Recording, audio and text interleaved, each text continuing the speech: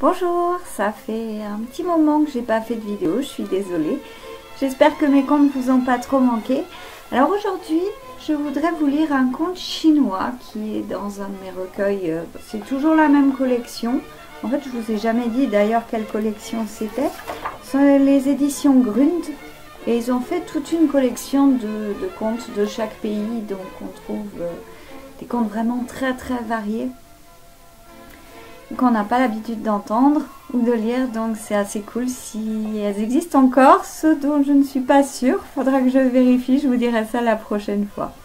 Donc celui-ci, c'est un recueil de contes chinois. Je ne vous avais pas encore fait la Chine.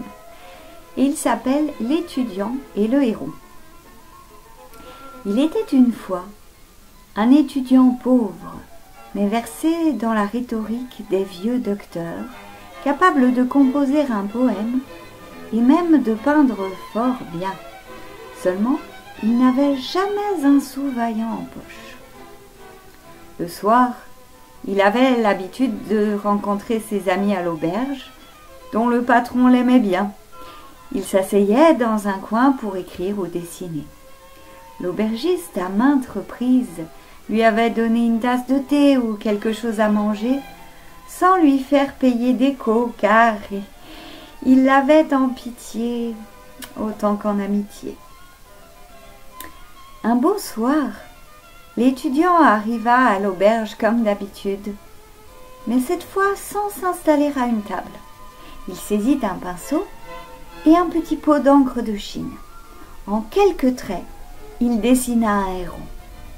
Tous les hôtes, avec l'aubergiste, s'étaient rassemblés autour du peintre pour le voir faire vivre ainsi sur le mur de l'auberge un héron admirable. Les yeux des spectateurs allaient de l'étudiant à son oiseau qui avait vraiment l'air vivant. On eût dit qu'il suffisait qu'il ouvre ses ailes pour s'envoler. Quand il eut terminé, l'étudiant se tourna vers l'aubergiste et lui dit : « Cher monsieur, aujourd'hui je quitte la ville. Je pars pour longtemps. Pour vous récompenser d'avoir toujours été bon envers moi et de n'avoir jamais oublié ce que c'est que d'avoir faim, je vous offre ce héron.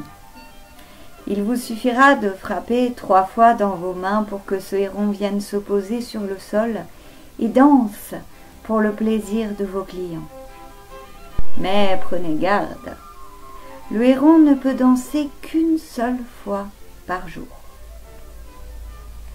Ayant ainsi parlé, il frappa lui-même 3 fois dans ses mains pour faire une petite démonstration à l'aubergiste et, vrai de vrai, le héron déploya ses ailes, se lissa les plumes du bout de son long bec, puis s'élança et vint s'opposer au centre de l'auberge. Avec des mouvements étranges, l'oiseau se mit à danser.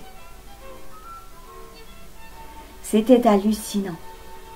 Les clients et l'aubergiste retenaient leur souffle. Tous croyaient qu'il devait s'agir d'un oiseau surnaturel. Après avoir terminé son petit ballet, le héron s'éleva un peu en hauteur et alla se reposer au mur, à la place et dans la position où l'étudiant l'avait peint, et il reprit là son immobilité. Là-dessus, l'étudiant dit au revoir à son ami aubergiste et s'en alla, laissant l'autre à son éblouissement. Ce fut alors à l'auberge un véritable âge d'or.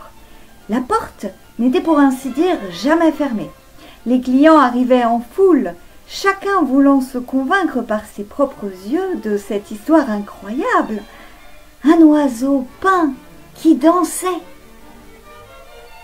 Mais un jour, le riche et mauvais gros propriétaire de l'endroit daigna venir en cette auberge minable pour lui, afin de voir danser l'oiseau.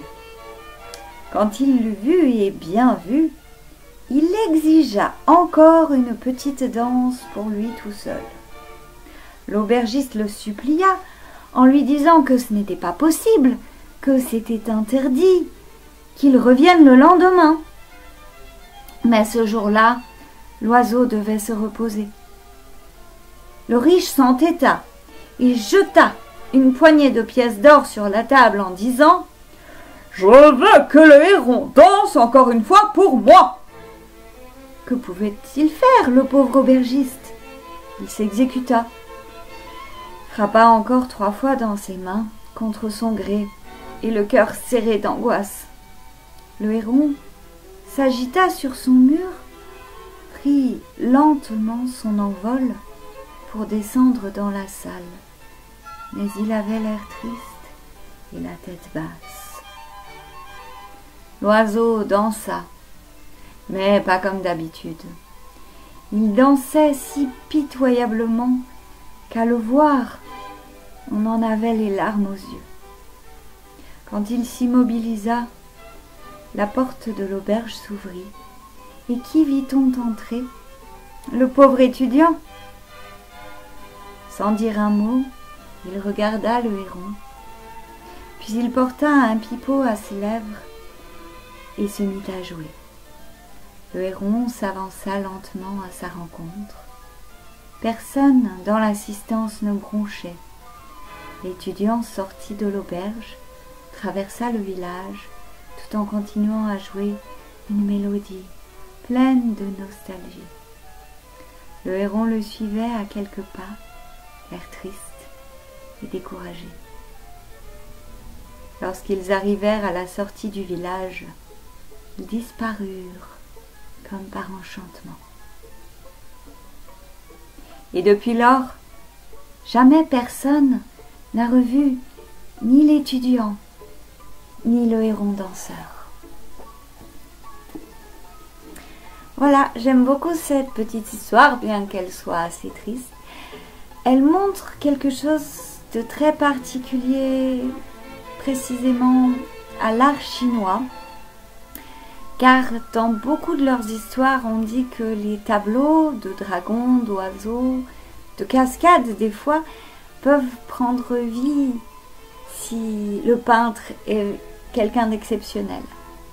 D'un autre côté, ce que nous montre aussi ce conte, qu'on va retrouver dans beaucoup de contes de beaucoup de pays, parce que c'est quelque chose d'inhérent à l'humanité, je devrais dire, c'est l'égoïsme qui casse, qui détruit la magie. Voilà, vous allez le retrouver dans énormément de contes. Le fait de vouloir plus va faire qu'il y aura moins, plus rien. C'est une assez bonne morale. Voilà. J'espère qu'il vous a plu.